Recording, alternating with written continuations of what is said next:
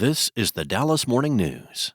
It's Friday, April 11th. Another sunny and warm day on the way. The high will be 81, clear skies tonight with a low of 55. The weekend is shaping up to be similar with sunny skies and warm temps throughout. Saturday's high will be 82. Sunday will be a little breezy with a high topping out at 90. Overnight lows will be in the low to mid-60s. Here are today's headlines. A $337.4 billion state spending plan that funnels money to schools, the border, health services, and other state needs for the next 2 years was approved by the Texas House early Friday morning after a day-long debate. The budget plan also includes new money for teacher pay raises, property tax cuts, medical research, and a private school voucher-like program. Senate Bill 1, also known as the General Appropriations Act, passed on a vote of 118 to 26, following more than 14 hours of debate on the House floor. Some 19 Republicans and 7 Democrats voted against the bill. SB 1 now goes into negotiations for the next several weeks as the House attempts to reconcile its spending plan with the Texas Senate, which passed its version of a 2026-2027 budget last month. The final budget bill will be sent to Governor Greg Abbott, who is expected to sign it in June. House Speaker Dustin Burrows praised the fiscally responsible budget and said the House can now turn its attention to priority policies such as school finance and school choice. In other news, Dallas area international students are struggling to navigate why they were told to leave the country immediately after visas were suddenly revoked by federal officials. Lawyers working with some of them said. In some instances, the students had faced criminal charges, but those charges were dismissed. A criminal defense attorney and an immigration attorney are working with several students who had their visas revoked. They declined to share the students' names because of privacy concerns. At least 110 international students at Texas universities had visas terminated by U.S. government officials as of Thursday afternoon. Locally, students from University of North Texas, the University of Texas at Arlington, the University of Texas at Dallas, and Texas Woman's University had visas revoked. Officials from Southern Methodist University said some students were affected but did not release any numbers.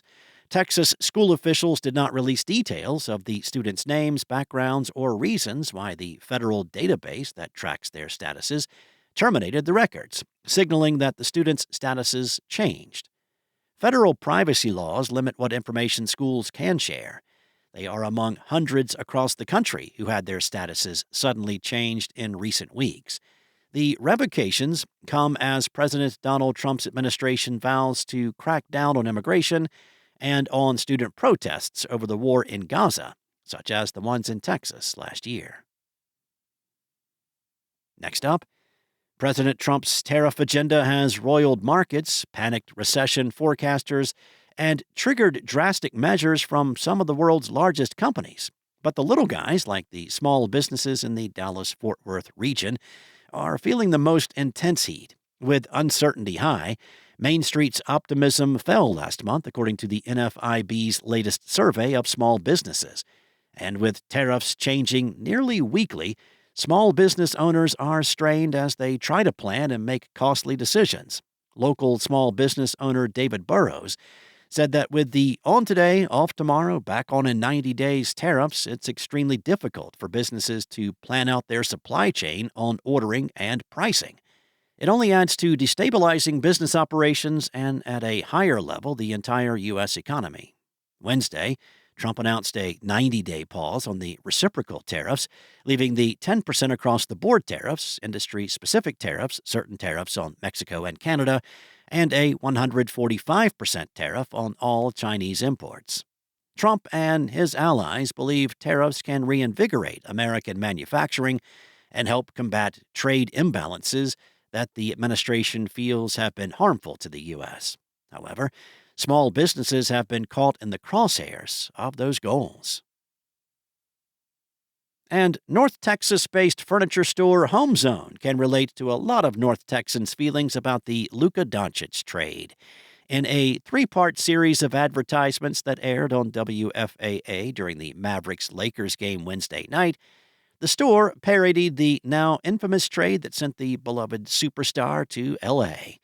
HomeZone owner Jason Adams told WFAA, "We were just trying to capture the emotion of the moment. We're a Texas company. We love Luka, and we love the Mavs. It's kind of like you can't root against either one. We're rooting for both of them. The ad campaign was just trying to capture the emotion of the moment and keep it light." Thanks for listening. For more on today's stories and the latest breaking news, visit dallasnews.com. Enjoy your weekend, and I'll be back on Monday with more from the Dallas Morning News.